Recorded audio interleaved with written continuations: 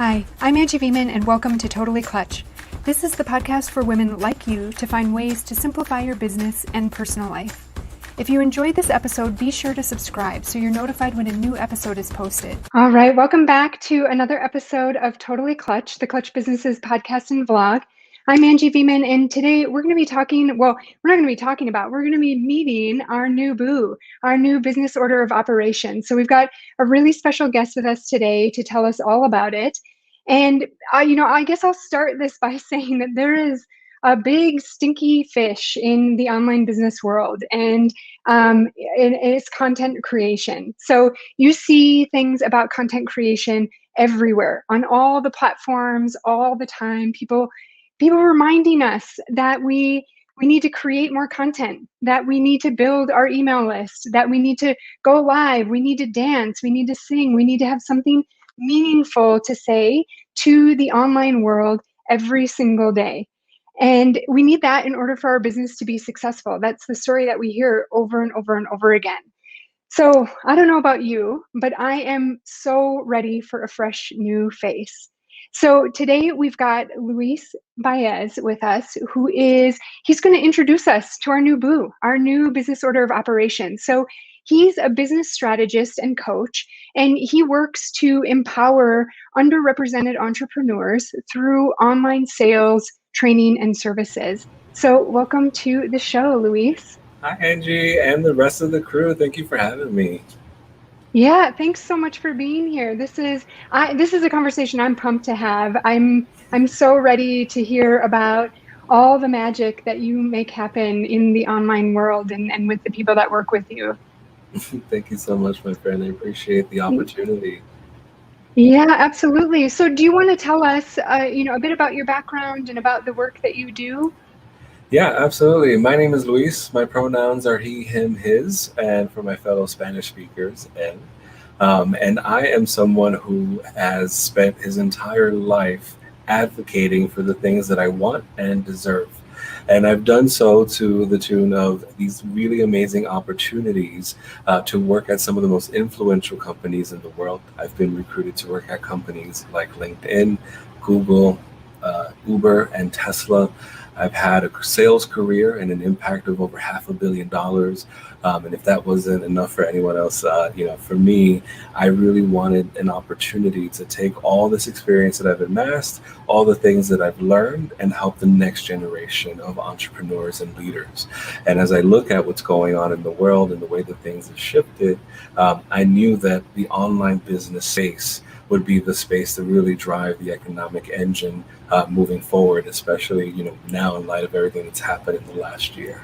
And so I dedicate myself to bringing all those really big strategies for big companies and making those strategies accessible to solopreneurs, small businesses, and micro businesses that otherwise wouldn't have access to that kind of thinking and support. And I've made it my mission to do what I can to equal the playing field in online business by focusing on reaching out to people who are female identified, BIPOC, LGBTQIA, and pouring into their businesses and making sure that everyone has what they need and deserve to see the results that they deserve. Music to my ears. I love that. It's so amazing.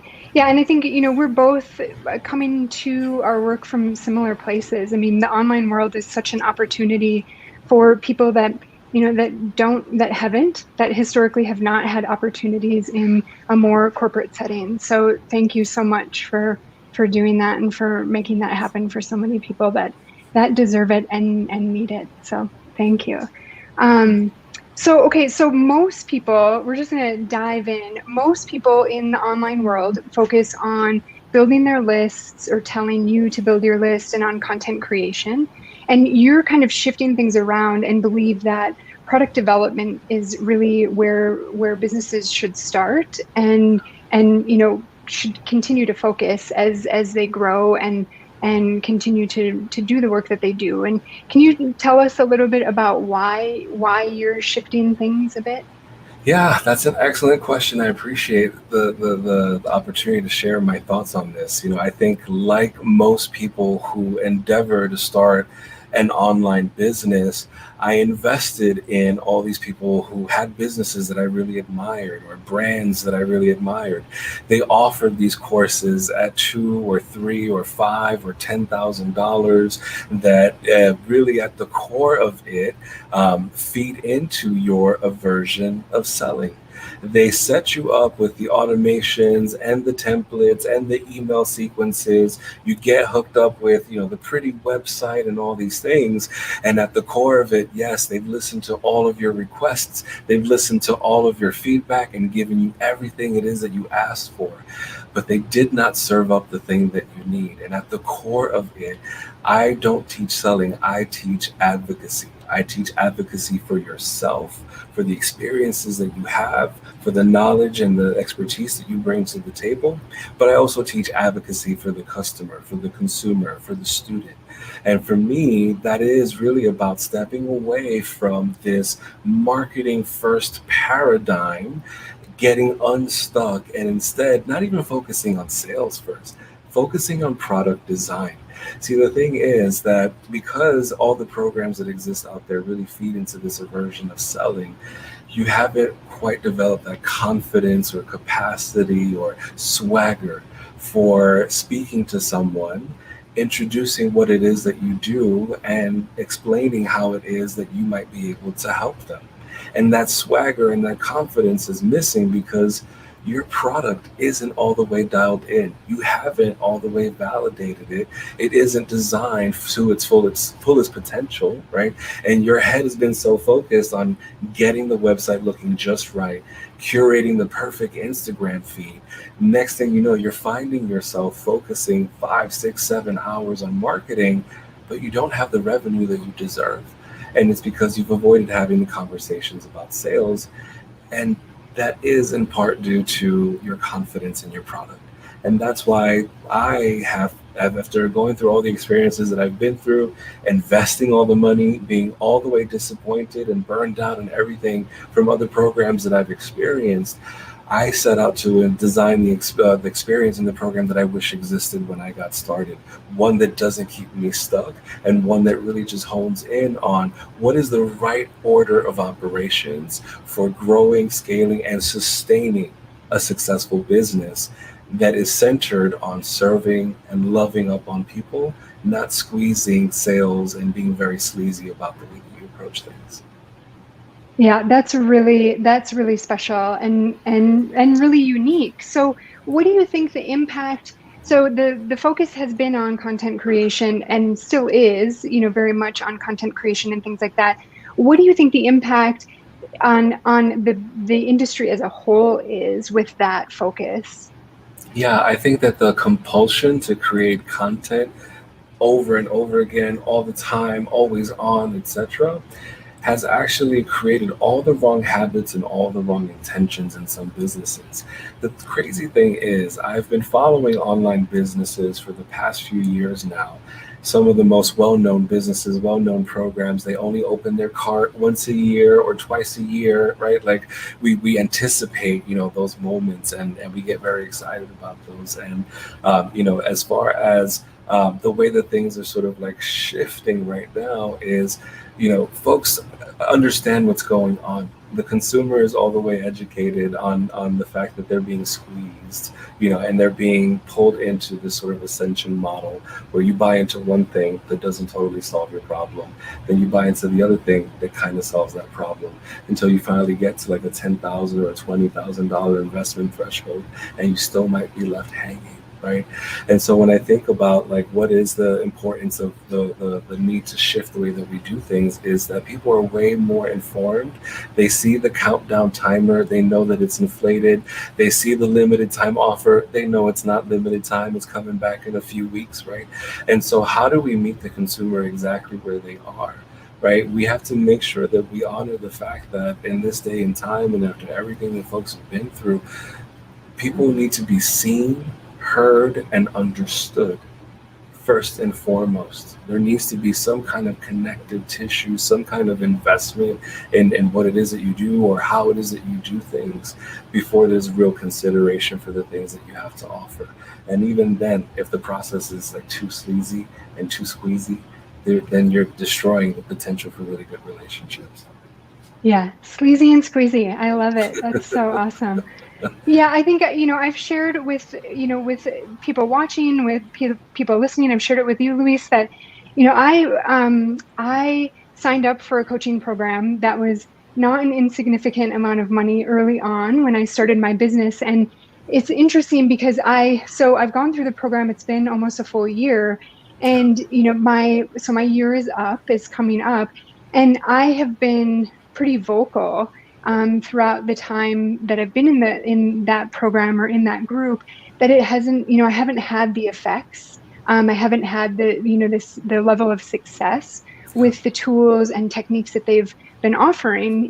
If I'm not, there are people that are being successful with it, but I haven't been. And so, anyways, I think it's so interesting because now that my year is coming up, I haven't had really any communication with the person offering the program throughout the year, except for, times where I've kind of raised my hand and been like, what can I do? This isn't quite working for me. I'm not getting the same traction that I should.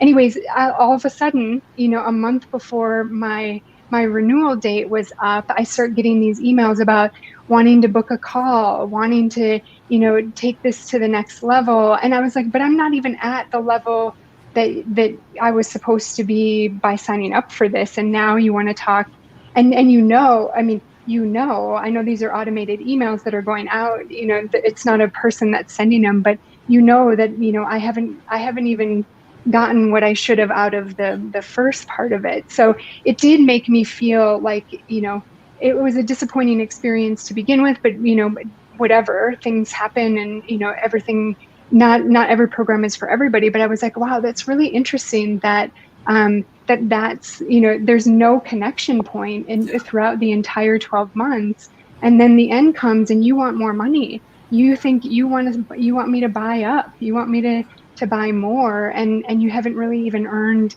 the amount that I've paid you already. Yeah, that message is entirely tone deaf, right? And that's exactly the Yeah. experience that a lot of people are having. It's like, wait. Like, let's first of all, let's have an honest conversation about the fact that a lot of these strategies that people teach, right, they have a limited amount of capacity or success rate, et cetera, that they're not admitting to you. Right. And ultimately, they're pushing strategies that worked for their business, and they're trying to tout their expertise in that strategy as a way of building their name and reputation.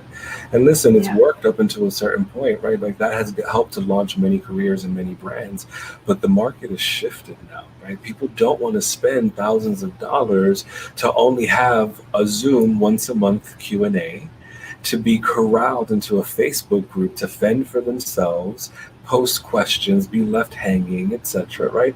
I think folks have gotten to a point where it's like, yo, enough is enough of spending thousands of dollars, spending these monthly, fees, and being in these programs and not seeing real traction. And again, a lot of these programs were designed with this real sort of like marketing first paradigm in mind.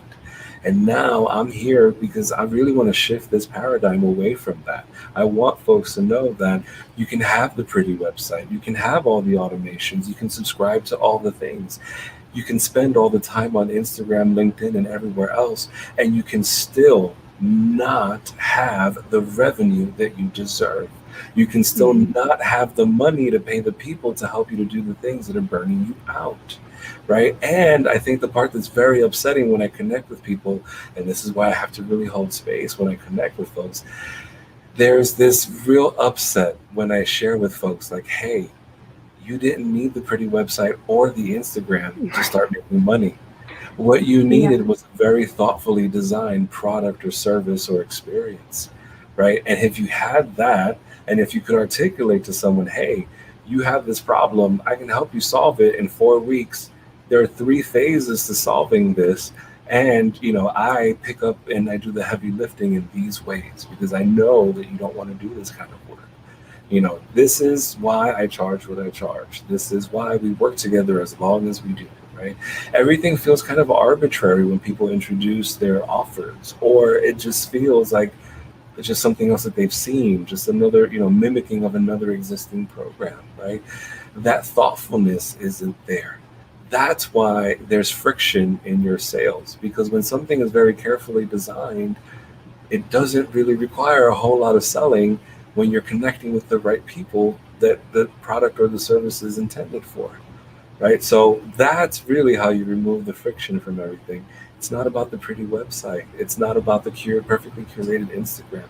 As a matter of fact, there's enough evidence that already shows that there are people who are less trusting of perfectly curated Instagrams because there are so many bots, so much AI, so much misinformation, etc. So, the way to really build relationships this day and age is showing face, right? And it's not about the emphasis on content generation, right?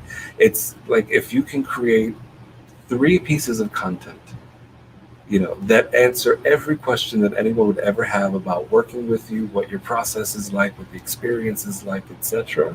You can slice that content over and over again all year long and make all the Yeah. sales that you deserve.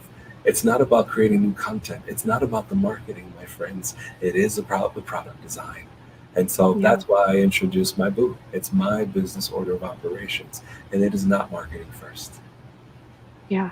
It's awesome. I mean, it's so important. And I also just want to go back to something that you said about, a lot of people that are selling programs right now that are offering coaching services and things like that are people that are not necessarily trained to do that. They are people that have successfully done something for themselves, usually with the help of another coach. And they are now trying to say that this is a proven system. I did it, so you can. And there's not a lot of, I mean, as they build their business, obviously they have, you know, there are more and more people then that use the system that they have and use it successfully. So, they start to generate some data points that way. But starting out, a lot of them don't have that background. And that was something that, I kind of just assumed coming into my own business and coming into the online world. And I kind of teeter on both sides. I'm in the online world and businesses that are working B2B. But I kind of just assumed that, I've got 20 years of experience doing product development, doing operations, doing all of these things for giant corporations that are making billions and billions of dollars. I kind of assumed like that would be enough, or not enough, right? But like that would say something. And instead, in the online world, what I was getting pushed to do was, how have you done this? Do you have this? Do you have this? And I'm like, well, no, but I mean, I don't know who else is better to, like I have 20 years of practicing these things and, showing the success. I don't know. It was so interesting to me and just a very eye-opening experience. And it was something that made me kind of question initially, like what is the integrity in the online space? If these people are offering, expertise based on their own individual experience only, like, what is that? And is there value there? Like, was I being like kids these days, like being stuck in my ways? Or is the integrity a little challenged in that kind of thing? So it was an eye-opening experience for me, and something that I've always kind of kept in mind, I guess, as I went along. So Yeah, it's a double-edged sword. I think, entrepreneurship is an amazing equalizer because you can have no experience, no education, no background and be like massively successful, right? And, at the same time, you can have all these experiences and all this background. Like myself, I entered the online business world with like, I've made over $500 million in revenue in my career. I can definitely talk about sales all day long, right? But what right. we have to honor is that when we're building a business, we've got to pay our dues to the process. And that is really what it comes down to. It's like, yeah, you might have all this knowledge, but you need to translate that knowledge for this market and this way of doing business, etc. Right? And so again, we go Yeah. down this path of like, you know what, we try all these things, we like are ripping our hair out, losing the sleep. Fine, fine. Take my $2,000, $3,000 for your online program. Tell me how to start this online business, right? Mhm. And yeah, a lot of people fall into this temptation, we'll call it a trap, temptation, whatever, of regurgitating what they learned in these online businesses, or in these online programs, rather. They build businesses on regurgitating the information, but not really producing results, right? Hmm. And taking that to heart first before scaling from there. And so, yeah, I think it's time that we start to switch things up. And I think that the way to really unanchor and uproot the way that we've been doing business. It's like, let's honor that this marketing first paradigm, it's tired. It doesn't work. It Yeah. holds people back. It's designed to intentionally hold you back so the person who taught you the program can continue to thrive. Yeah. Well, if we have not convinced everybody that marketing first does not work, I don't know what we're doing. But so I think we've established that. Do you want to talk through or share the process that you use with your clients and in your business that is product development focused or product focused? Yeah, I call it my boo. It's the business order of operations. And I talk about my boo. I personify my boo. I love my boo. I get along with my boo. My boo and I check in with one another. And my boo was designed to help me get off the hamster wheel of all the overwhelm that comes with, like, man, I've got to do all the things. I've got to schedule this. I've got to get that call. I've got to produce this piece of content, etc. Sometimes we get lost in that swirl and we feed into the temptation and the compulsion of just looking busy to be busy. If we're not busy, we're not successful. And I got really burnt out by that. I was really just sick and tired of that and frustrated. And so I sat with the experiences that I'd had. I'd invested with a business coach, dumped the thousands of dollars, was left all the way hanging.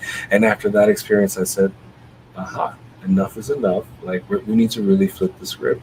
I've got to stop giving permission to everyone else to teach me how to run or start a business. I've got to take my power back. I've got to trust the fact that I have this business acumen, that I've done this successfully before, and that there's nothing out here that these people don't know that I don't already know myself. And so when I gave myself permission to show up at the top of my game, right, as opposed to like being really meager minded, everything else started to fall into place. And the first thing was my business order of operations. This is a framework or a lens or a rubrics that I look through when I'm trying to assess, like, is this worth my time? Is this a priority? Should I be investing in this thing? Is this worth the money? Is this worth the hire? Right. And also, yes, there are 5 different opportunities on the table. I can't realistically do all these things. Where do I begin? So the business order of operations begins with the focus on product, right? The thing is that fundamentally, for you to have a successful business that has predictable revenues month over month, where you can start to see the growth, first and foremost, you've got to have something to sell. That's your product, your service, your package, your group coaching experience, or whatever that might be. That needs to be very carefully designed. We cannot skim over that. And so when I think about all the priorities that I have in a given month, I have a new business order of operations every month. I do this exercise on a monthly basis, right?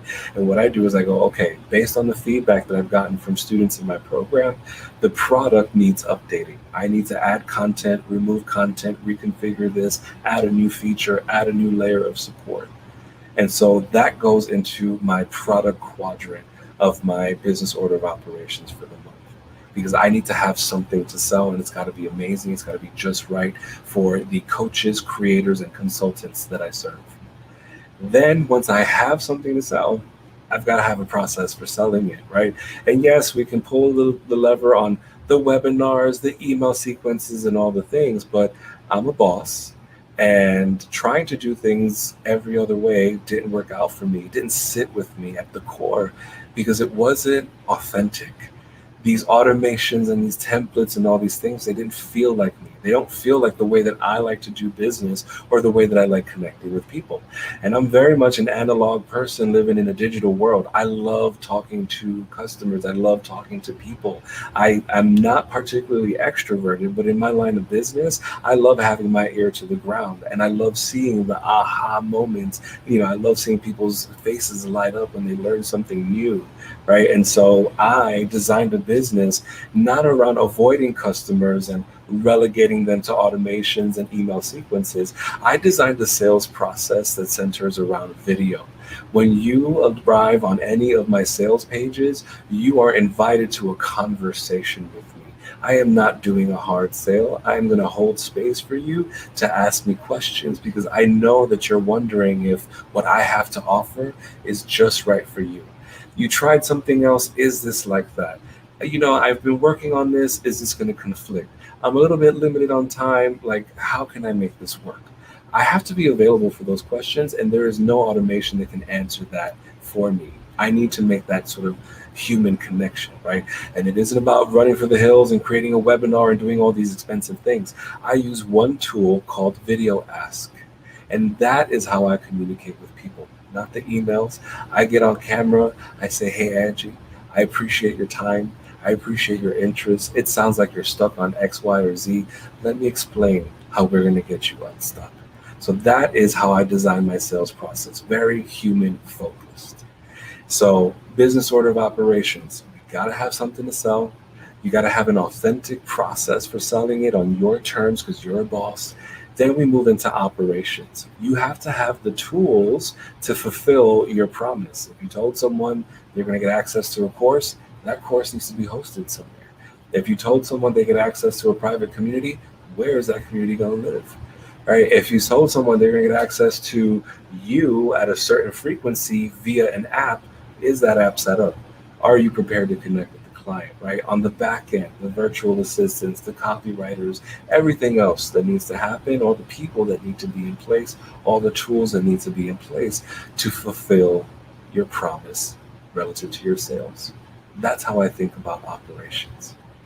And then the last piece of all of this, once you have something to sell, a process for selling it, and all the tools for fulfilling the sales and supporting the customers, then and only then am I going to go down the rabbit hole in thinking about marketing, because I don't have 4 hours to spend aimlessly on Instagram. I need to have a very specific purpose and strategy for that. And the only way that that strategy and purpose becomes clear is when I've removed the anxiety of what it is that I'm selling and how I'm selling it and how it gets fulfilled, because I can then show up very confidently for conversations with total finesse, total swagger, total calm and coolness when it comes to my marketing, because everything else has been figured out. So that is how I prioritize my time and energy.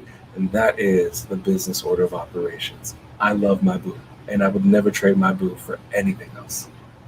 I love your boo too. It's amazing. That's awesome.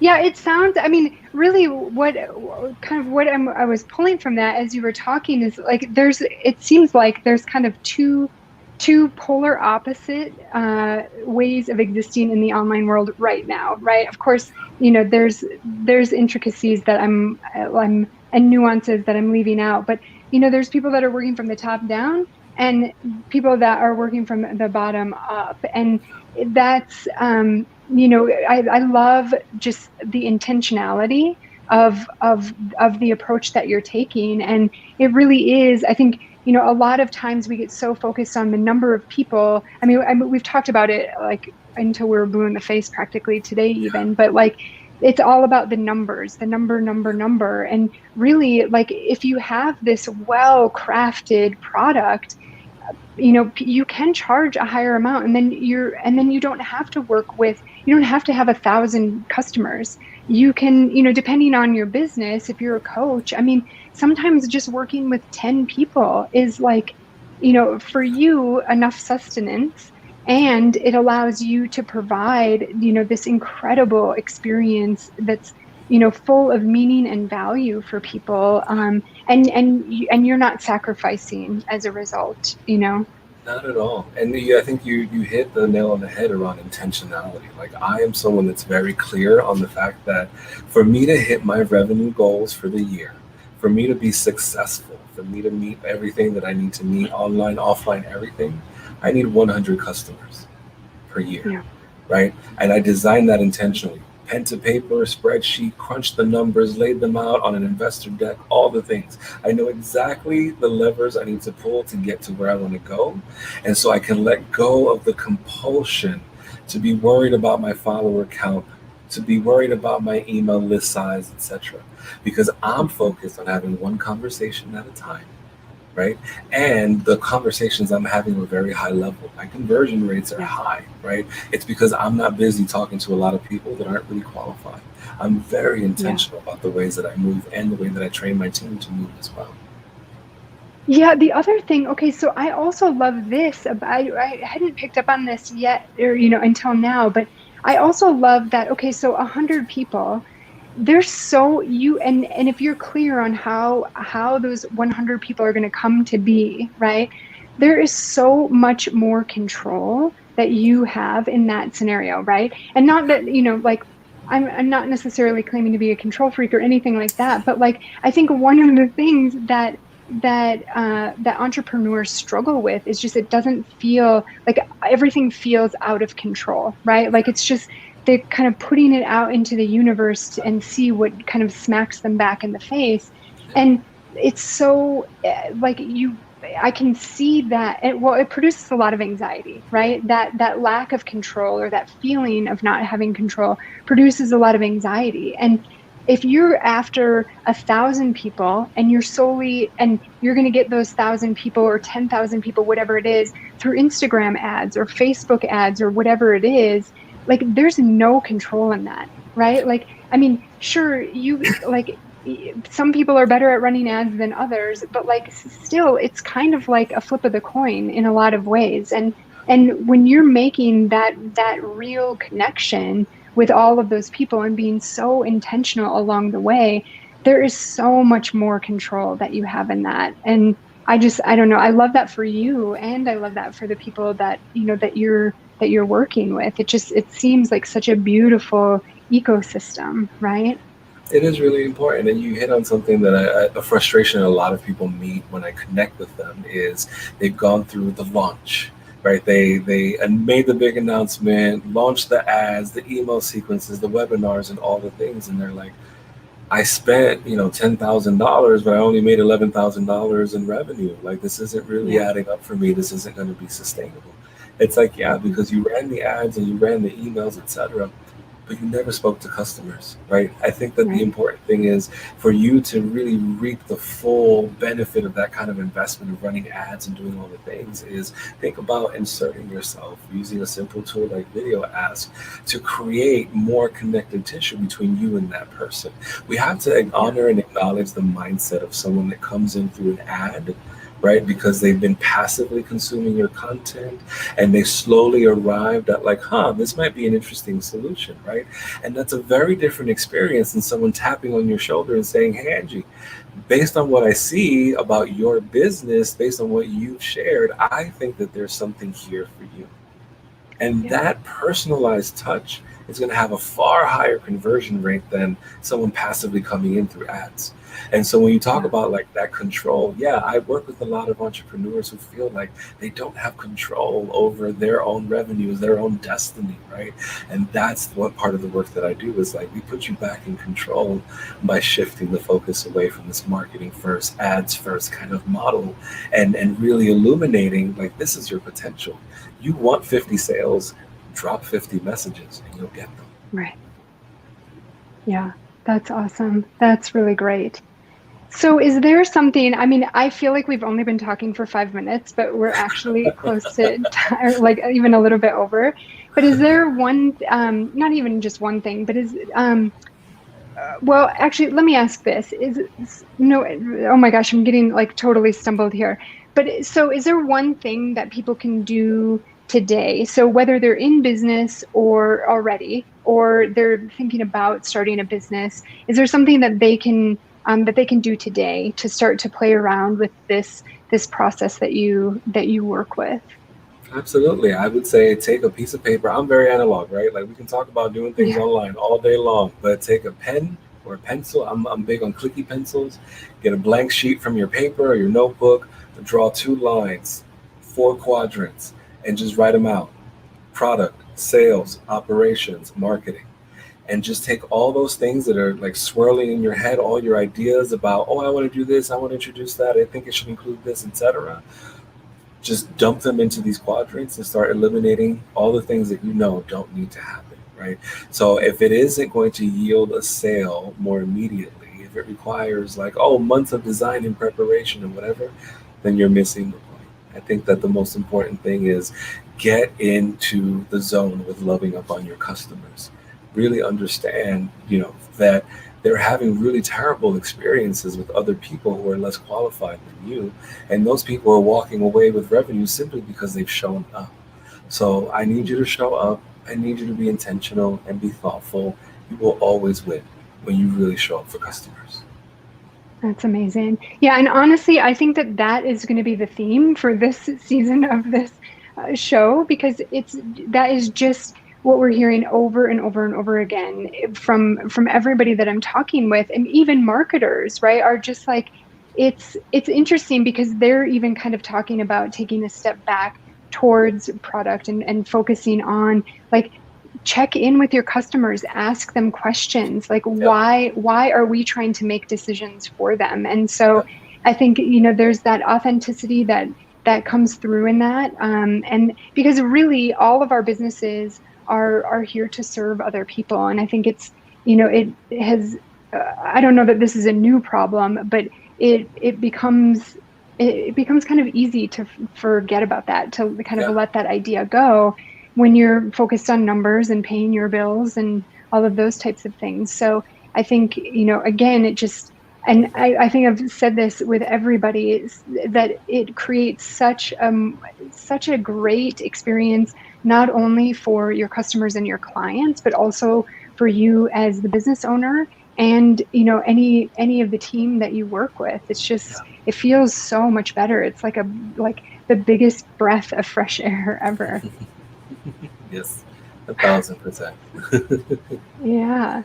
Well, thank you, Luis. This was so great. And I, again, like, I love what you're doing. I love, going back to the beginning and building this strong foundation. And, I love your ability to connect with people. And for those that are, for those that are watching, those that are listening, if you haven't, I'm going to put it up on the screen here, go to Luis's website or any of his social media pages, and you'll see that come to life. Just that ability and willingness to connect really, truly, and authentically. So thank you so much, Luis. I really appreciate you talking with us today. Appreciate you, my friend. Thank you for having me on the show and giving me this opportunity to connect with your audience. Anytime. Thank you so much. If you enjoyed this episode, be sure to subscribe so you're notified when a new episode is posted. Rate and review this podcast and share it with all of your friends. Thank you so much for listening, and I hope you're leaving with some great things that can help you move from hustle to flow, because I believe in you and your